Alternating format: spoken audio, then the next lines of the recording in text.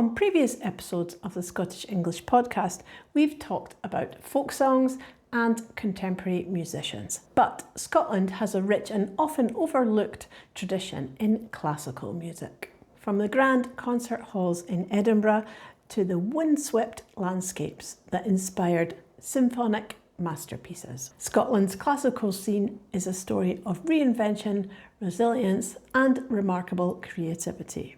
Today, we'll journey through the centuries to discover how Scotland's composers, performers, and even the land have had a massive impact on classical music, both at home and far beyond.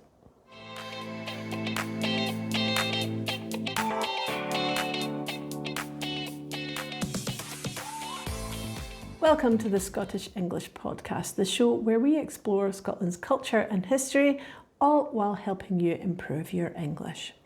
And if you want to follow along a little bit more easily, check the link in the description for the transcript for this episode. And if you haven't already, hit that subscribe button so that you know when the next episode of the Scottish English podcast comes out.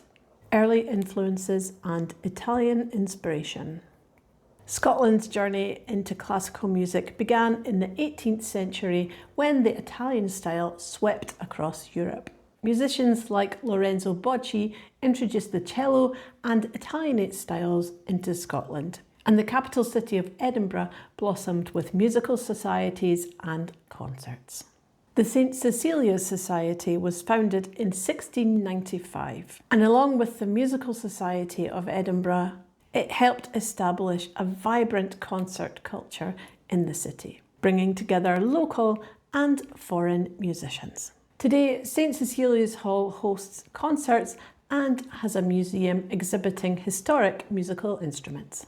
The Scots drawing room style.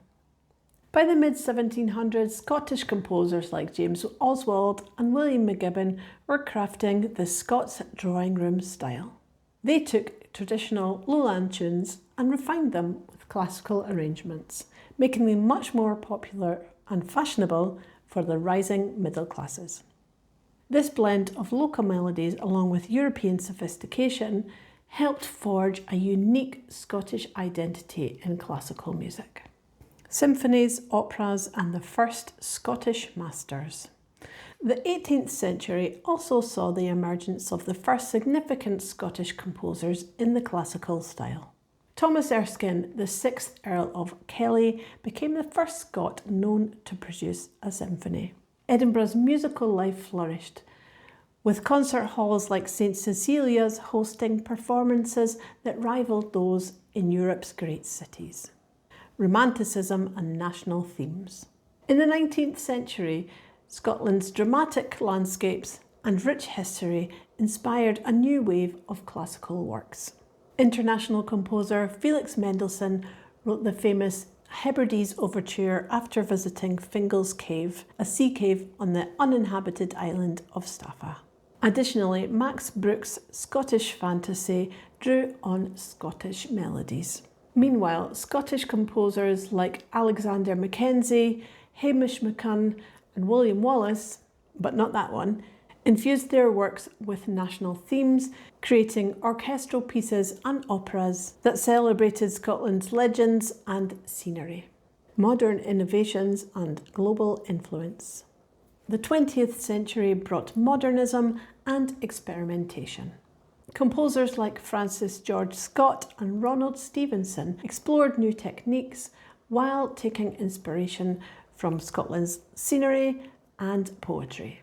The founding of Scottish Opera in 1960 and the growth of the Edinburgh Festival, which we'll talk about much more in future episodes, cemented Scotland's place in the classical world, attracting performers and audiences from across the world.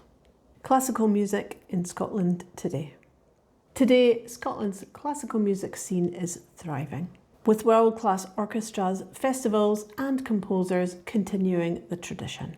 From the Scottish Chamber Orchestra to the BBC's Scottish Symphony Orchestra, the nation's musical institutions keep the classical flame alive. Modern composers blend tradition with innovation, making sure that the story of Scotland's classical music is still being written. From drawing rooms and concert halls to windswept aisles, the sound of Scotland continues to inspire.